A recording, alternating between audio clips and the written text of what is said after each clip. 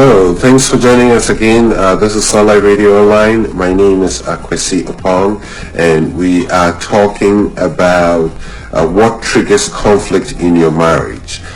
Conflict is something that happens in every relationship, and I have said that for 20% of the time there will be conflict, but then what causes it, and what is the root of it, and what triggers it? And we are talking about some of the day-to-day things that brings this about. And the last thing we spoke about is compatibility. How compatible are your personalities? The next thing we're going to look at as we go through this list is sexual compatibility. Sometimes that is an area where couples tend to have conflict. And again, it comes down to knowing, learning, and also communicating about expectations and your desires and things that you look forward to when it comes to intimacy. And when this is done, it brings some kind of alignment that helps set expectation and also help your spouse knows certain things that will help you when it comes to intimacy, and not leave it up to almost like rolling the dice. It does not work very well here because it's shown to trigger so many negative emotions and tends to cast a shadow on your intimacy within your relationship. It's important that we talk about these things as we grow and develop in our relationships so that they will not become big problems down the road. When we deal with these things early, it helps us and sets us up to enjoy life with our spouse, as I often say. Okay, so as we go along, we are going to take the rest of our time to look at how to make things better, how to improve. What do we do to prevent these triggers? What do we do to make sure that these triggers won't become a big conflict and steal our joy and our happiness within our relationships? So, there are certain things we can ask ourselves, there are certain things that we can do. One of the questions we can ask ourselves is, what is one way that your spouse can make it better next time? Let's say something happens, this instance where you didn't feel heard, or you were disappointed, or you were made to feel uncared for. The question you ask is, what can I do, or what can my spouse do to make this better next time? And I think that this will be a way to open up some discussions and look at things in context. What happened, what was the best way we could have done it, who said what, and your ability to really deconstruct events as they happen and really pick out the lessons. And this is not about pointing out who did what or who didn't do this and with the potential of starting another conflict is not what we're talking about here. But the goal here is to identify the lessons and how it could be better, or what other ways that you or your spouse could have done things better to get a better outcome in the future. What is one way that you can make things better next time? That's the question you have to ask yourself as you go through this, So you have to continue the pursuit of keeping your marriage happy. Conflict or triggers happen when we are not living in happiness, or we are not pursuing happiness. This is not to say that we will experience happiness every day in our relationship. No. I am very realistic when it comes to that. And the Bible makes it clear that in this life we will have trouble. So trouble will come. We'll have issues that we have to deal with. But we always have to make sure that we are feeding our relationship with all the ideas and things that will keep it happy and comfortable for us to thrive, and also our children to thrive in it as well. Just the same way as we take care of our bodies and we take care of our children, we feed our children with good food to make sure they grow up healthy and well.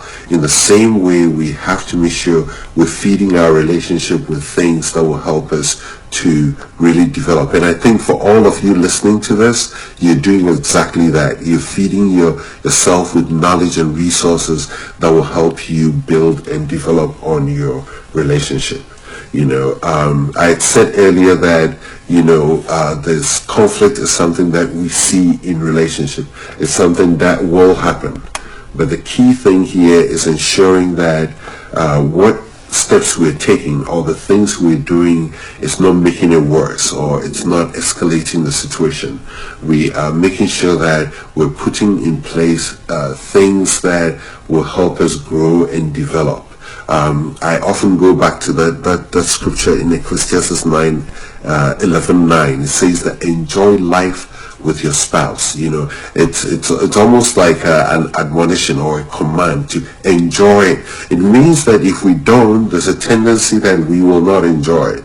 So it's important that we do things proactively. You think through things that you can do that will bring you that enjoyment, that will bring you that satisfaction. Sometimes those things are avoiding certain things. Sometimes those things are doing certain things. Sometimes it's about holding yourself back from saying things. Sometimes it's about you actually saying things like, complimenting your wife. It's one way that will bring happiness to your relationship. So let's think through these things to make sure that we are putting in the effort. We are doing those things. There was a show I watched on TV not too long ago, and there was a young man who was getting married, and his father was part of the groomsmen, and he came up to him just before his son went into the church, and he said, put more money in the bank than you take out. And he said it again, put more money in the bank than you take out. And the son smiled. What was he telling him? It wasn't about putting actual money in the bank than he took out. What he was saying is that put more nice things, emotional activities into your relationship than you expect. Because then every time you go, there'll be enough in there for you to draw on. So that was very, very good advice he gave to his son, and I think that a lot of us could learn and adapt that as well. How much are you putting into it?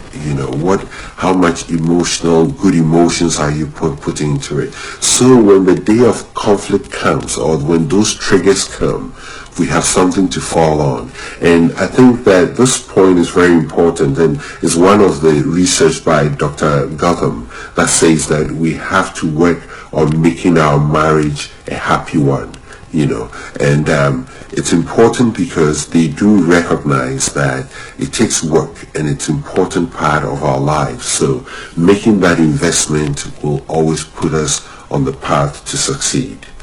Right. So as we move along, we've already talked about the fact that, conflict will happen, and it's important how much work we do into it, So treat your partner or your spouse as an equal, and this is key because I hate to say it, but in our age today, there are instances where you find relationships where one person feels superior than the other. That brings a lot of conflicts and also triggers, that will not promote good emotions within your marriage. So it's important that you see both each one of you as equal. We are in this together. We work on things together. You have the same level of respect for each other and also the same level of love for each other. I know we said that, women tend to love more and men tend to expect more respect. But it's important that we make sure that we treat our partners as equals. It goes a long way in us accepting our mutual differences.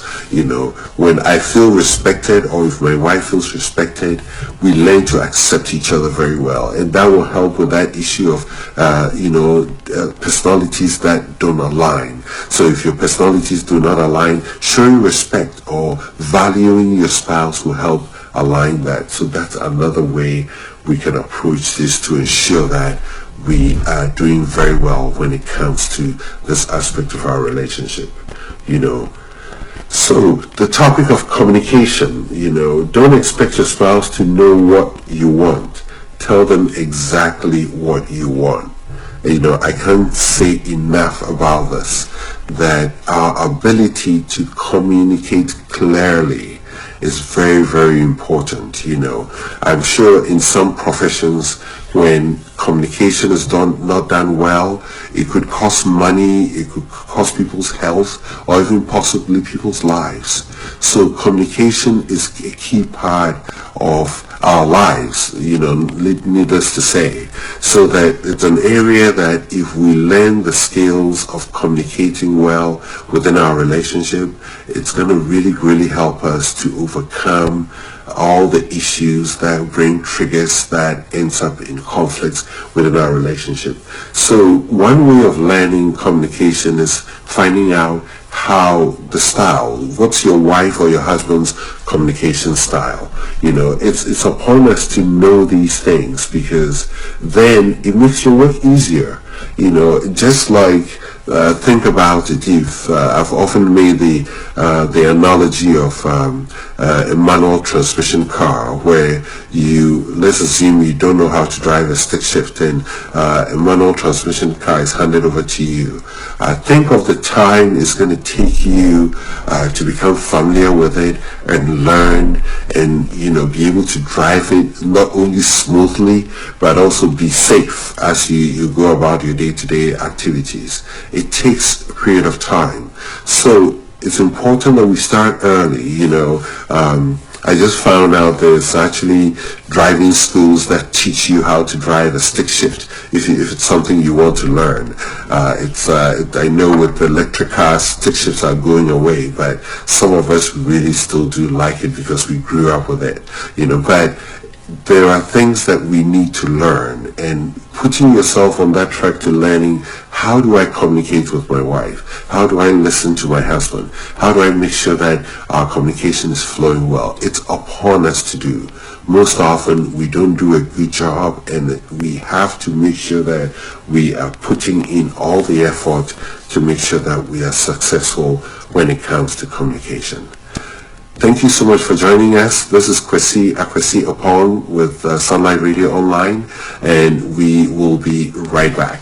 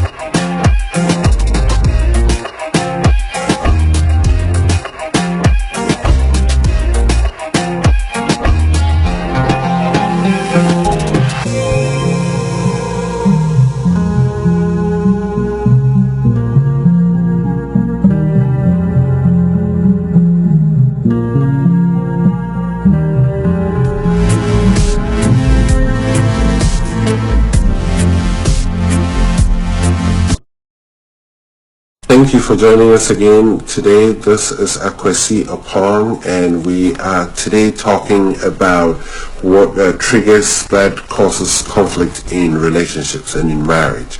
And we have gone through a long list of things that we do on a day-to-day basis that brings about these triggers, and we are at this point looking at ways to deal with those triggers. What's the best way we can deal with them, or make sure that we minimize them? I'm not expecting that it will all go away. That will be the best and ideal situation, but if it does not go away, how do we deal with it, or how do we minimize it?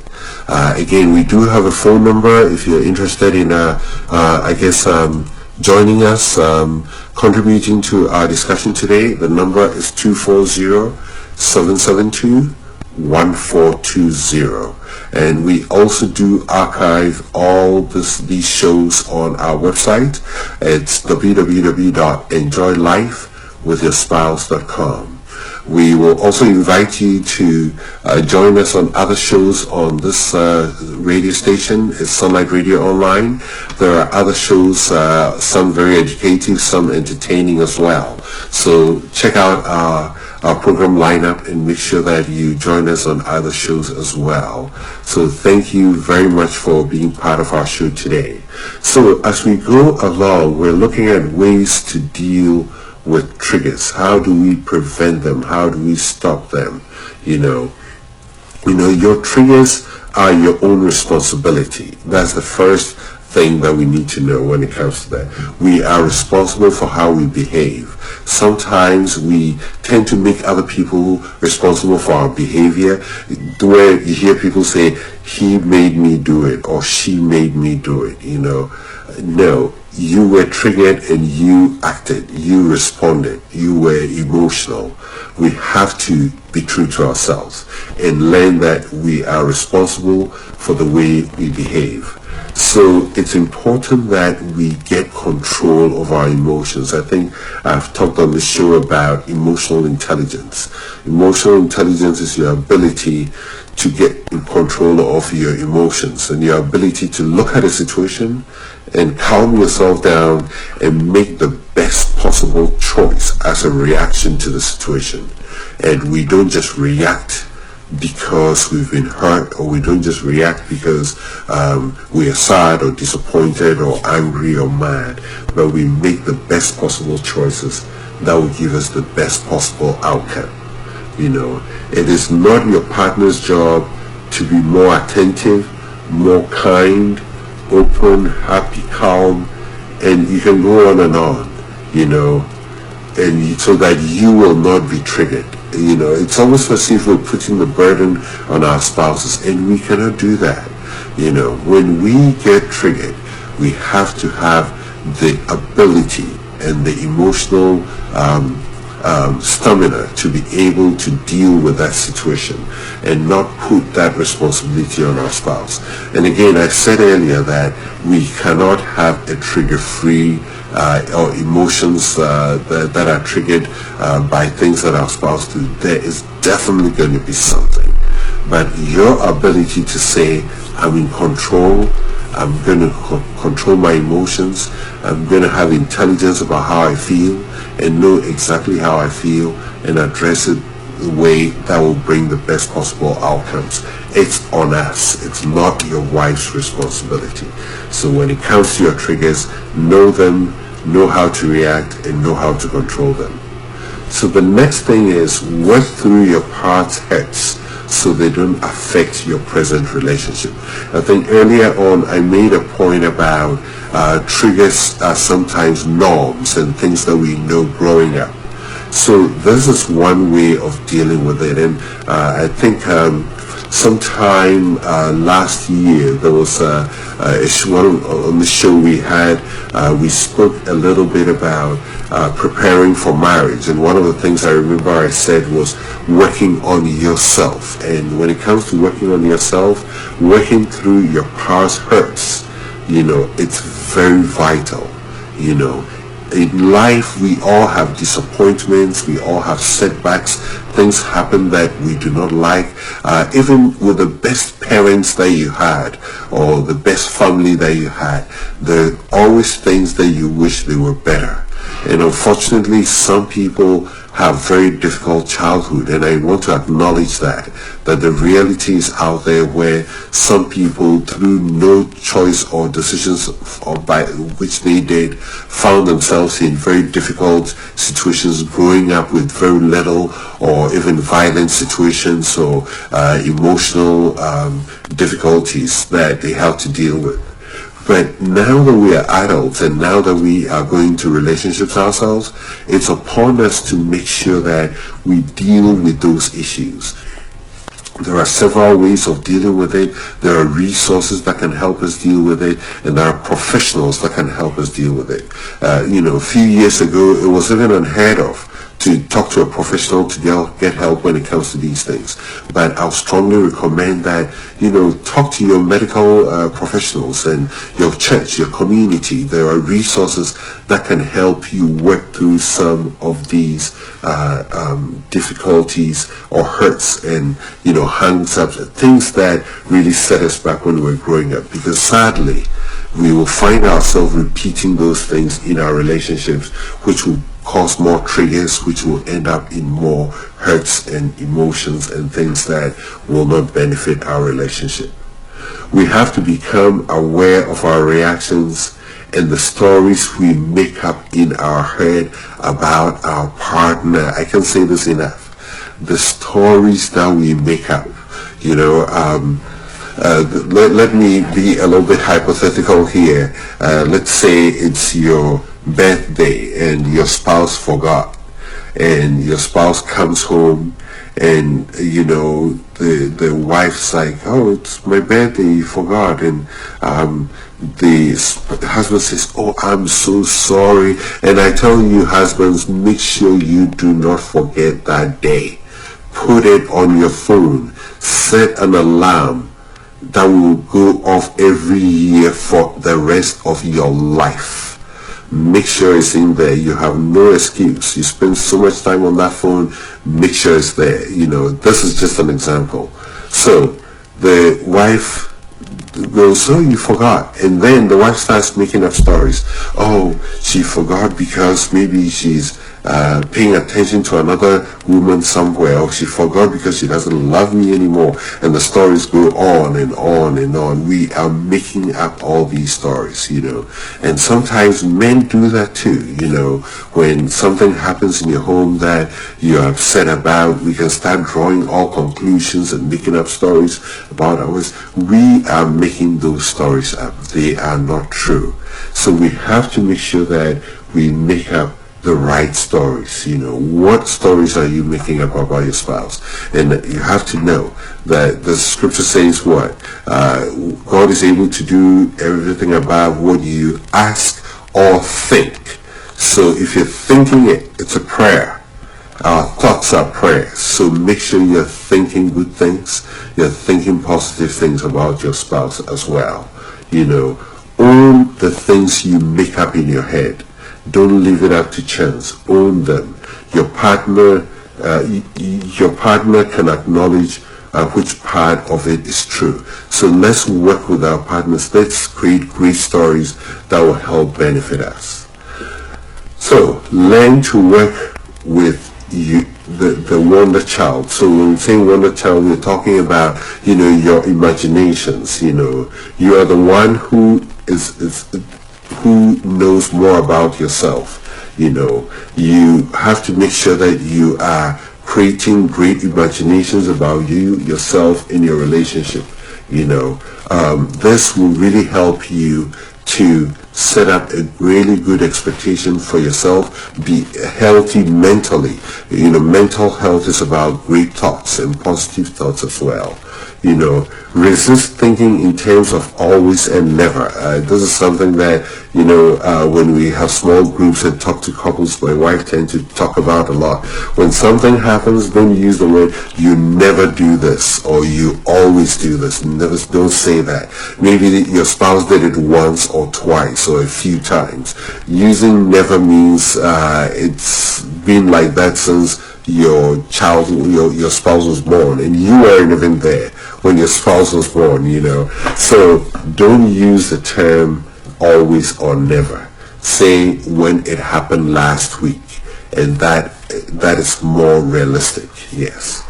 So as we round this up, the last thing I'm going to talk about here is take time to explore what is happening with your spouse and what causes them to behave the way that causes the triggers. And I think a couple of weeks ago we talked about the state of your union. That's a very good resource if you'd like to listen to that, to learn more about exploring the emotional state of your spouse, to help you to know where you both are in your relationship and what is going on mentally, that with the goal of helping you to really understand some of the things that are causing the triggers within your relationship. And it could be something very, very simple, or it could be something that requires help for your relationship. Now, when I say something very simple, it could be something very simple as getting rest. Sometimes when you're in a relationship and one person is tired, and when you're tired, our ability to be logical in our reasoning is very much diminished. So getting some rest, making sure you build some rest within your day or your week is very, very important, so that you have your strength, you're able to think clearly and make the good decisions so that these triggers are minimized. And lastly, making sure that if we need help, we can speak to a marriage mentor within your church or your community, or you can find a reputable marriage counselor to speak to. It's also another way. Thank you so much for joining us today. We are so excited for having you join us. We hope that you really did enjoy our show today.